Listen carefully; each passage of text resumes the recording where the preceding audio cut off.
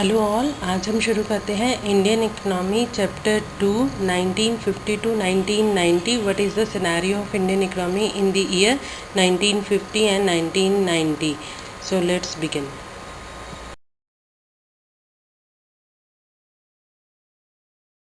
Video में हम topics cover करेंगे।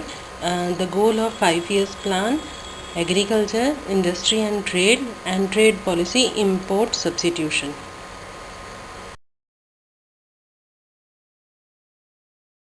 इंडियन इकनॉमी आफ्टर इंडिपेंडेंस के बारे में हम पढ़ते हैं कि उसकी क्या फीचर्स थे।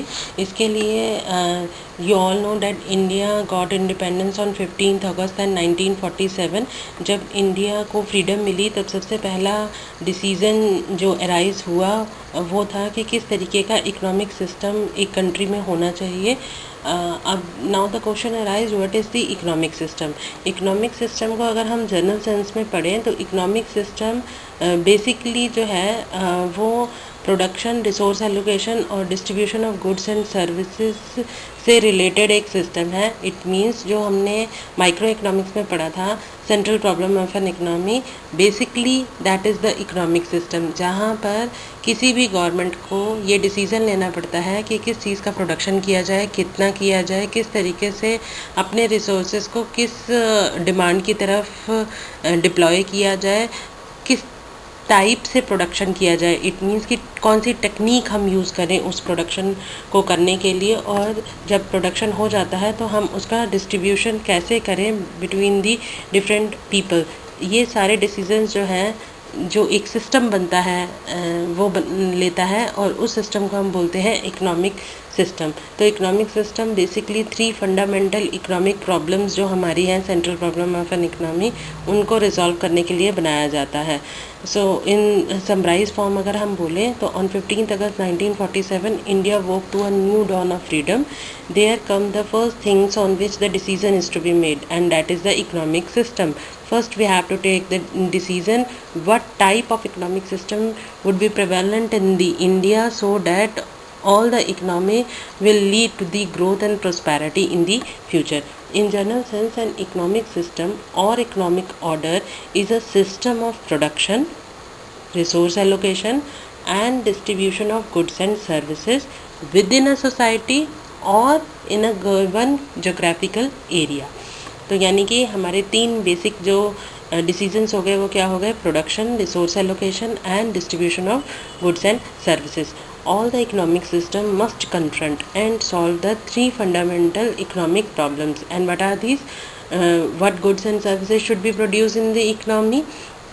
Whether whether the infrastructural goods or the consumer goods, whether the luxury goods or the essential commodities, whether the war related items or the capital intensive products, etc. And how should the goods and services be produced, and should producers use more human labor or more capital or machine for producing the things? कि technique of production क्या होगी for producing the goods, whether the labour intensive techniques should be use और the capital intensive techniques to be use. And this decision is also taken on the basis of various other factors, such as we will see whether there is availability of labor or capital easily, and how the production is to be carried out, what money should be involved, and what is the easiness of production, and so on. And third main decision is to be taken, how should the goods and services be distributed among the people.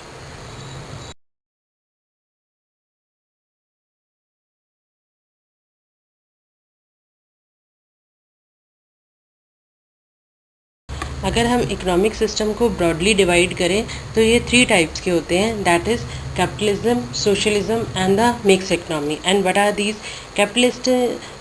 Capitalism economic system means where the decision is taken on the basis of only prices, and the basic motive of the producer is to maximise the profit.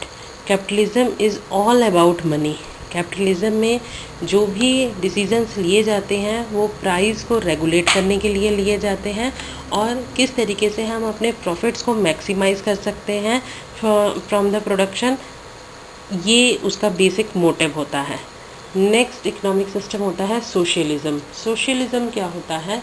जहाँ पर main motive जो होता है वो economic welfare होता है। यहाँ पे उन गुड्स का प्रोडक्शन पे जोर दिया जाता है जो कि जनरल बेसिक नीड्स होती हैं किसी भी सोसाइटी की, या जिनसे उनका वेलफेयर किया जा सकता है। फॉर एग्ज़ाम्पल जो एसेंशियल कमोडिटीज़ होती हैं like wheat and milk and salt, these are the essential commodities which will help in the economic welfare of the society. Likewise, the work carried out for the social welfare are road constructions and making of ESI dispensaries, providing medical facilities free of cost is some of the basic examples of the socialism economic system. And there is a third economic system, that is the mixed economic system या mixed economy जिसे कहते हैं। ये capitalism और socialism का एक combination होता है, यानी कि कैपिटलिज्म जो है वो बेसिकली प्राइवेट प्लेयर्स प्ले करते हैं, जिनका मेन मोटिव ये होता है कि जितना हमने पैसा लगाया है उतना हमें प्रॉफिट हो, सो डैट हमारी अर्निंग्स इंक्रीज़ हो सके। और सोशलिज्म जो है वो बेसिकली गवर्नमेंट का पार्ट होता है, जहाँ पर गवर्नमेंट ऐसे काम करती है जिससे इकोनॉमिक वेलफेयर हो सके। जो जनरल सोसाइटी है, जो जनरल पीपल हैं किसी भी कंट्री के, उनका एक वास्ट लेवल के ऊपर वेलफेयर किया जा सके। जब इन दोनों का हम कॉम्बिनेशन कर देते हैं तब एक बनती है मिक्स्ड इकनॉमी। मिक्स्ड इकनॉमी में कुछ डिसीजंस जो हैं वो प्रॉफिट मेकिंग के होते हैं और कुछ डिसीजंस जो हैं वो इकोनॉमिक वेलफेयर के होते हैं, ताकि एक इकनॉमी में बैलेंस मेंटेन रहे। तो these are the three economic system. Basically three economic system are capitalism, socialism and mixed economy. अब हमें पता चल गया कि इंडिया की इंडिपेंडेंस हो गई है। उसके बाद जो हमारा फर्स्ट डिसीजन आया that is economic system. Economic systems हमने देखे कि इकोनॉमिक सिस्टम 3 टाइप्स के होते हैं। अब इंडियन जो गवर्नमेंट थी, इंडियन जो एक फ्रीडम वाला कंट्री बन गई थी, उसके सामने बेसिक प्रॉब्लम ये अराइज हुई कि किस तरीके से आगे हम एक प्लानिंग करें जिससे इंडिया की हम डेवलपमेंट कर सकें। तो यहाँ पर हमें पढ़ने की ज़रूरत है कि what is the economic planning. Economic planning क्या होती है? जब इंडिया इंडिपेंडेंस के बाद फ्रीडम मुझे मिली, तब हमारा बेसिक ऑब्जेक्टिव जो था इंडिया का, वो था कि किस तरीके से इंडिया को हम डेवलपमेंट स्टेज के ऊपर लेके जाएं, जिससे लोगों का लिविंग स्टैंडर्ड जो है वो इंक्रीज़ हो और न्यू अपॉर्चुनिटीज़ जो हैं वो कंट्री में डेवलप हो, जिससे लोग पॉवर्टी लाइन से अबव आ सकें और अपने जो बेसिक नीड्स हैं, जो कि फूड एंड शेल्टर होता है एंड क्लोथिंग होती है, उसको वो पूरा कर सके। इसके लिए एक सेंट्रल प्लानिंग कमीशन बनाई गई। सेंट्रल प्लानिंग कमीशन का मेन मोटिव ये था कि किस तरीके से मिक्स्ड इकनॉमी सिस्टम जो है इंडिया का, उसे आगे ले जाया जा सके। यानी कि मिक्स्ड इकनॉमी का मतलब है कि जहाँ पर पब्लिक प्राइवेट पार्टनरशिप हो। इट मीन्स कि कुछ डिसीजंस जो हैं वो इकोनॉमिक वेलफेयर के लिए लिए जाएं और कुछ जो हैं वो प्रॉफिट मैक्सिमाइजेशन के लिए लिए जाएं। इसके लिए 1948 में इंडस्ट्रियल पॉलिसी रेजोल्यूशन बनाया गया, जिसके अंडर जो था वो directive principles of Indian constitution को डेवलप किया गया, जिसने मिक्स्ड इकनॉमी के कॉन्सेप्ट को जन्म दिया। और 1950 में एक प्लानिंग कमीशन को हमने डेवलप किया, जिसके चेयरपर्सन जो थे वो उस टाइम के प्रेजेंट प्राइम मिनिस्टर थे। यानी कि जो भी प्लानिंग कमीशन इंडिया में है, उनके चेयरपर्सन हमेशा प्राइम मिनिस्टर होते हैं।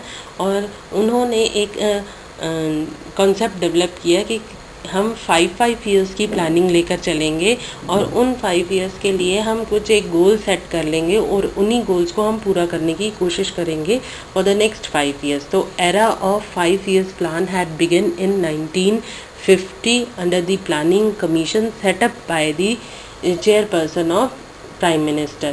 तो अब बेसिकली ये प्लान्स होते क्या हैं? प्लान्स होते हैं वो जर्नल गोल्स जो कि हम स्पेसिफाई करते हैं फ्यूचर के आने वाले 5 और 20 ईयर्स के लिए, जो कि इंडिया को एक नई दिशा में ले जाने वाले थे, यानी कि उसके डेवलपमेंट प्रोसेस में हेल्प करने वाले थे।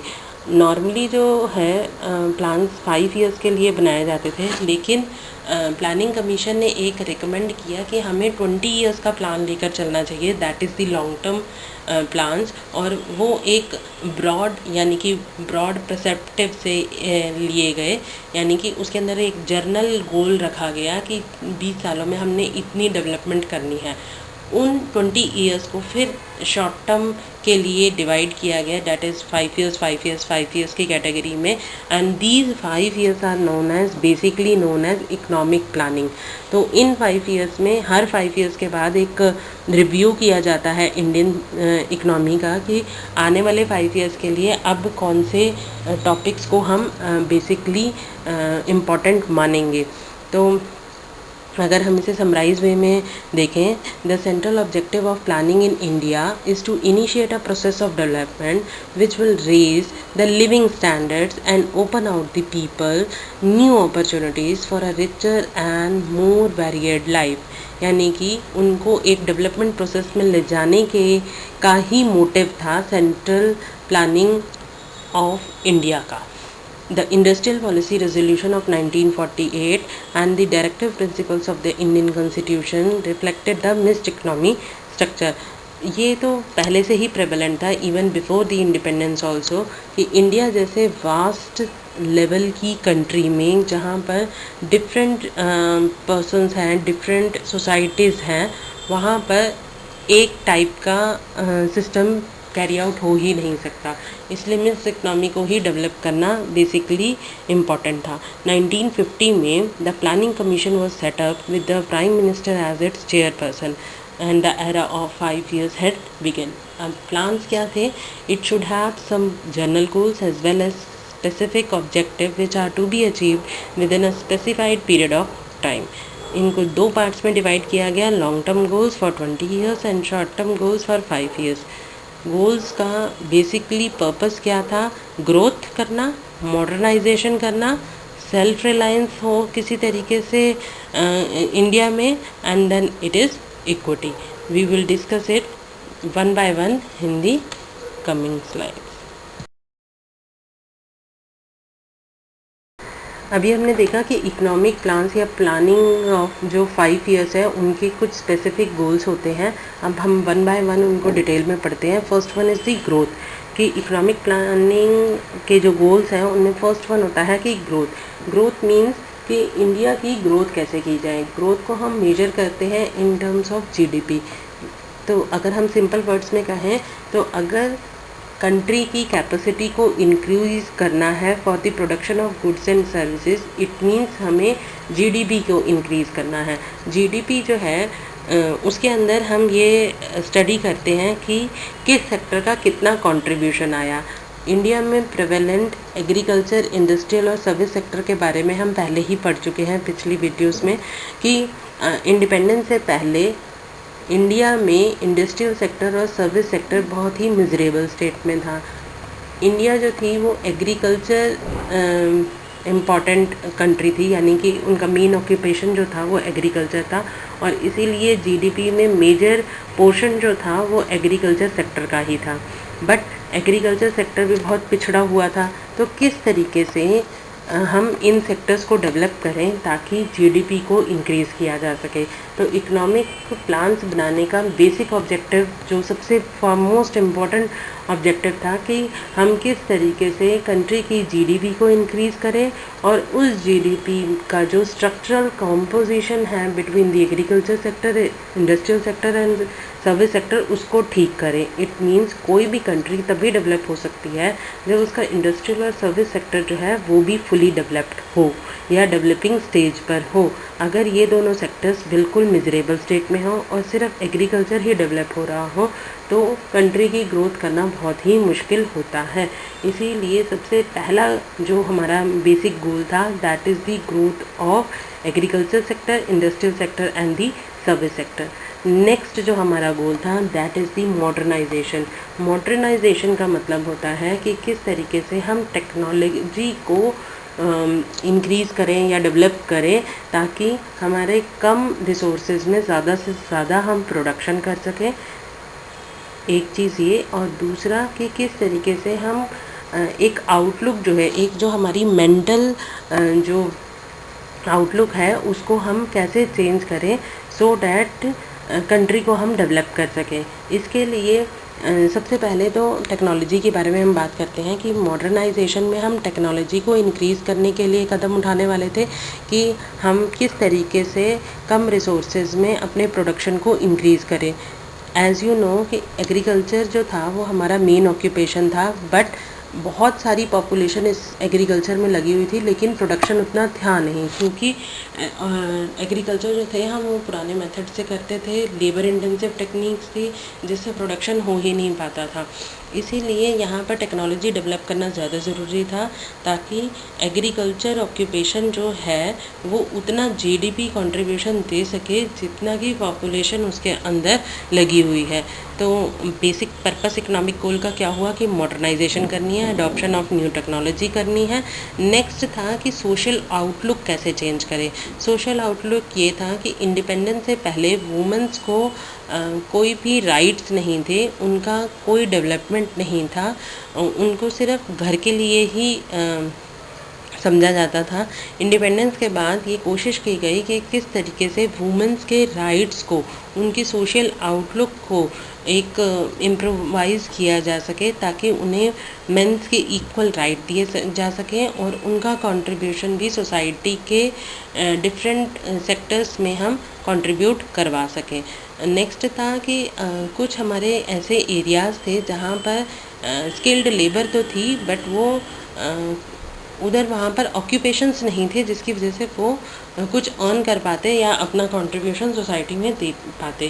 तो जो नेक्स्ट हमारा मॉडर्नाइजेशन में कॉन्सेप्ट आया कि किस तरीके से रिमोट एरियाज से वर्क किया जा सके डिजिटली सो डैट सबका इम्प्रोवाइजेशन हो। नेक्स्ट हम देखेंगे नेक्स्ट इकोनॉमिक प्लानिंग का हमारा गोल जो था वो था self reliance. Self reliance means कि हमें इंपोर्ट्स किसी भी तरीके से उन गुड्स का कम करना पड़े जो कि इंडिया में प्रोड्यूस किए जा सकते हैं। इंडिया में इंडिपेंडेंस से पहले इंपोर्ट्स जो थे वो फूड क्रॉप्स के भी होने लग गए थे, बिकॉज हमने पिछले वीडियोस में किया था कि ब्रिटिशर्स ने किस तरीके से एक्सप्लॉइट करके कैश क्रॉप्स की तरफ फार्मर्स को अट्रैक्ट किया था, जिसकी वजह से फार्म क्रॉप्स का प्रोडक्शन कम हो गया और इंडिया में इन फार्म क्रॉप्स को मंगवाने के लिए हमें इंपोर्ट करना पड़ा to fulfil the India need.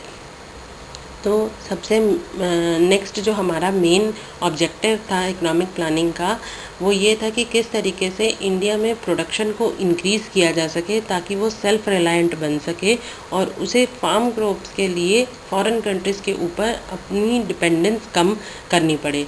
Next इसका जो मेन गोल था वो था equity.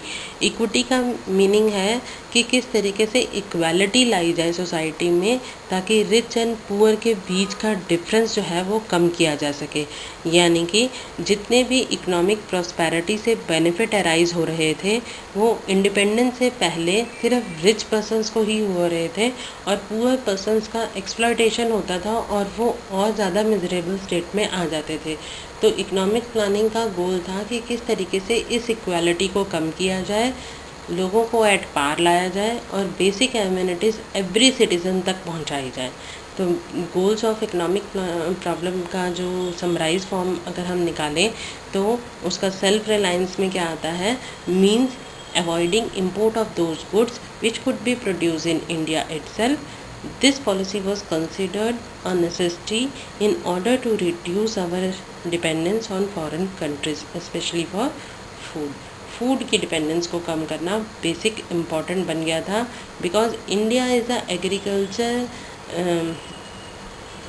Important country and where food is imported from other countries, which is itself is contradictory statement. Next is equality. It is important to assure that the benefits of economic prosperity reach the poor section as well as instead of being enjoyed only by the rich. policy aims to provide basic amenities to every citizen and reduction of inequality of income. inequality of income को हटाना India में सबसे ज़्यादा important था, इसीलिए इसे economic planning के goals में एकोमोडेट किया गया. That's all for today. We will meet again with a new topic. Thank you.